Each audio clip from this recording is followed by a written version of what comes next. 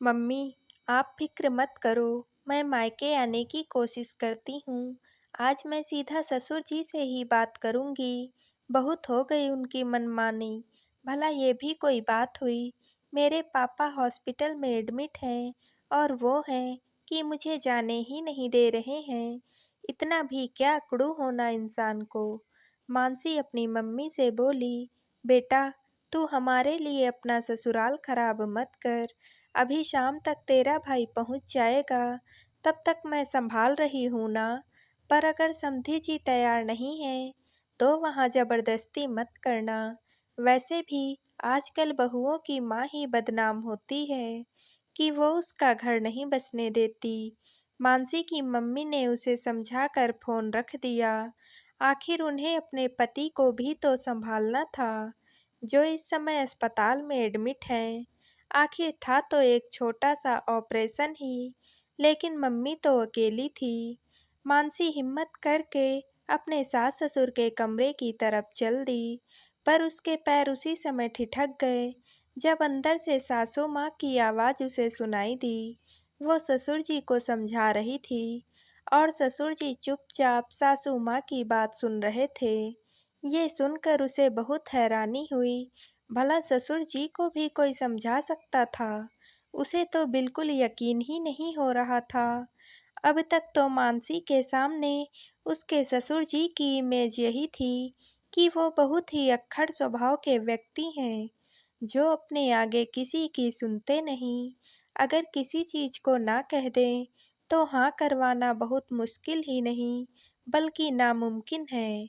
इस घर में ससुर जी का ही सिक्का बोलता है, पर आज पता चला कि सिक्का ससुर जी का नहीं, सासू माँ का चलता है। ससुर जी तो बेचारे कुछ बोलते ही नहीं हैं, बल्कि सासू माँ उनसे बुलवाती हैं। सासू माँ जैसे चाबी भर देती हैं, वो उन्हीं की जबान बोलते हैं। कितनी अच्छी इमेज बनी हुई थी मानसी के सामने उसकी सास की। माँ जी बहुत ही शांत स्वभाव की हैं, ज़्यादा कुछ कहती नहीं हैं, पर आज उस इमेज के टुकड़े टुकड़े हो गए। भला कोई इंसान ऐसे दो चेहरों के साथ कैसे जी सकता है? बोलना है तो खुद सामने बोलो, किसी और के कंधे पर बंदूक रख कर चलाना तो गलत बात है। खैर, मानसी को इस घर में आए हुए अभी 1 साल ही तो हुआ था, जब उसकी शादी इस घर के बड़े बेटे विनोद के साथ हुई थी। घर में सास ससुर देवीलाल जी और मंजू जी, एक देवर अजय और एक ननंद माया थी। पति विनोद की जॉब बाहर थी, इसलिए वो बाहर रहता था। महीने में एक बार आता था, वो भी 2 दिन के लिए। मानसी यहाँ अपने सास ससुर के साथ रहती थी, क्योंकि ससुर जी ने शादी के बाद उसे जाने ही नहीं दिया, ये कहकर कि पहले अपने रीति रिवाज को समझो, अपने घर को समझो, पति के साथ तो फिर पूरी जिंदगी रहना है। मानसी जब भी विनोद के साथ जाने के लिए पूछती या मायके 8-10 दिन रहकर आने के लिए पूछती, तो सासू माँ ये कहकर मना कर देती कि तुम्हारे ससुर जी ने मना किया है। कहीं पापा जी मम्मी जी को 2 बातें ना सुनाए, ये सोचकर मानसी मन मसोस कर रह जाती। कई बार तो ऐसा भी हुआ है कि जब देवर और ननंद ने ये पूछा कि भाभी, आप हमारे साथ बाजार चलोगे क्या, तो भी मंजू जी मना कर देती। कहती कि तुम्हारे पापा जी को पसंद नहीं है बहू का यूं बाहर जाना। देखो, मैं ही कहीं नहीं जा पाती, कहीं भी जाना होता तो तुम्हारे ससुर जी के साथ ही जाती हूँ। आखिर वो बहुत गुस्से वाले इंसान हैं। अब सासू माँ तो ससुर जी के साथ चली जाती हैं, लेकिन मानसी तो इसी घर में रहती है। उसका पति यहाँ कहाँ है, जिसके साथ वो बाहर भी जा पाए। महीने में 2 दिन के लिए आता है, उसमें भी कभी पापा जी को लेकर तो कभी मम्मी जी को लेकर जा रहा होता है। लेकिन आज तो उसके पापा की तबीयत खराब थी, उनका अपेंडिक्स का ऑपरेशन होना था। भैया भी घर पर नहीं था, बाहर गया हुआ था, उसे भी शाम तक ही पहुंचना था। मानसी ने मम्मी जी से पूछा, तो मम्मी जी ने कहा, मैं तुम्हारे पापा जी से पूछ कर बताती हूँ। तब तक तुम नाश्ते की तैयारी कर लो, कहकर सासू माँ कमरे में चली गई। नाश्ता बनते बनते सासू माँ कमरे से बाहर निकल कर आई। तब मानसी ने बड़ी उत्सुकता के साथ पूछा, मम्मी जी, पापा जी ने क्या कहा? क्या मैं चली जाऊं? मंजू जी ने उदास होते हुए कहा, तुम्हारे पापा जी ने मना कर दिया।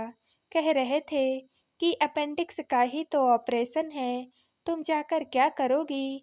और डॉक्टर सब कुछ संभाल ही लेते हैं आजकल हॉस्पिटल में। मैंने तो बहुत मनाने की कोशिश की, पर वो माने ही नहीं, उल्टा मुझ पर ही गुस्सा हो गए। आखिर मानसी मन मसोस कर रह गई। लेकिन जब मम्मी का दोबारा फोन आया, तब मानसी ससुर जी से ही सीधे बात करने के लिए उठकर उनके कमरे की तरफ जा रही थी कि तभी कमरे में हो रही बातचीत सुनकर उसके पैर ठिठक गए। ससुर जी सासू माँ से कह रहे थे, अरे वो जाना चाहती है तो जाने दो ना, उसकी मम्मी अकेली है। कम से कम मानसी के वहाँ होने से उन्हें थोड़ी हिम्मत तो मिलेगी। और फिर जवान खून है, किसी चीज की जरूरत भी पड़ी तो भाग भाग कर संभाल भी लेगी। समधन जी कहाँ भागती फिरेगी? अरे ऐसे कैसे भेज दूं? घर का काम कौन करेगा? मुझसे तो नहीं होता अब घर का काम। और फिर डॉक्टर है ना संभालने के लिए, वो कौन सा वहां पर जाकर डॉक्टरगिरी करेगी? आजकल तो सब कुछ हॉस्पिटल में ही मिल जाता है, पैसा फेंको और तमाशा देखो वाली बात है। अरे तो आज के लिए तुम संभाल लेना, नहीं तो माया भी तो है घर में, दोनों माँ बेटी मिलकर कर लेना घर का काम। बहू के आने से पहले भी तो घर का काम होता था। अच्छा, बहू को क्या मंदिर में बिठा कर पूजने के लिए लाए हो? उसके होते हम दोनों क्यों काम करेंगे? अब उसकी ज्यादा तरफदारी मत करो तुम। जैसी इमेज बना रखी है वैसी ही बनी रहने दो, नहीं तो इन आजकल की लड़कियों का कोई भरोसा नहीं है, सिर चढ़कर नाचेगी। मंजू जी ने कहा, अरे तो मुझे क्यों बेवजह विलेन बना रखा है तुमने? हर बात मेरे कंधे पर रख कर क्यों बोलती हो? तुम जो कर रही हो ना, बहुत गलत कर रही हो। अरे हम बहू बेटे के लिए लेकर आए थे, लेकिन वो बेचारा वहाँ परेशान होता रहता है, अपना खाना खुद बनाता है, काम खुद करता है, और यहाँ बहू को तुमने घर के कामकाज के लिए रख रखा है, जाने ही नहीं देती हो उसे। ऊपर से आज वो इतनी परेशान है तो उसे जाने नहीं दे रही हो। कहीं ऐसा ना हो कि बहू पलट कर अच्छे से जवाब दे दे। ससुर जी ने समझाने की कोशिश की, ज्यादा उसके लिए अपना दिल दुखाने की जरूरत नहीं है, बहू है वो तुम्हारी, बेटी नहीं है। चुपचाप शांतिपूर्वक अपना काम करो।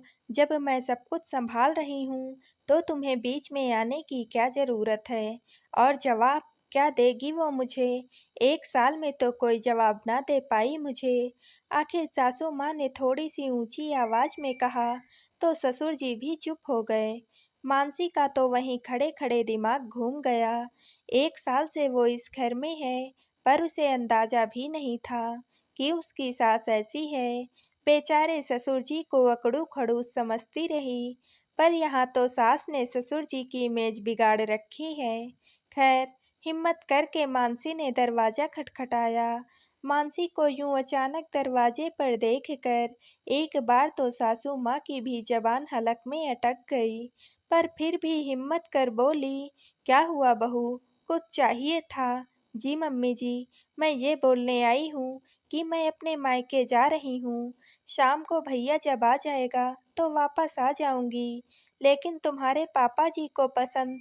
मानसी ने एकदम से अपनी सासू माँ की तरफ देखा। बोलते बोलते सासू माँ चुप हो गई। मानसी सीधे ससुर जी से बोली, पापा जी, मैं अपने मायके जा रही हूँ, मम्मी अकेली वहाँ परेशान हो रही हैं, अगर आप चलते तो और अच्छा होता, पापा को भी आपको देखकर हिम्मत मिल जाती। मानसी ने कहा तो ससुर जी ने सासू माँ की तरफ देखा। सासू माँ से कुछ कहते नहीं बना तो मानसी चुपचाप अपने कमरे में गई और तैयार होकर बाहर आ गई। उसने दोबारा ससुर जी से पूछा, पापा जी, आप चल रहे हैं? तो ससुर जी उसके साथ ही रवाना हो गए।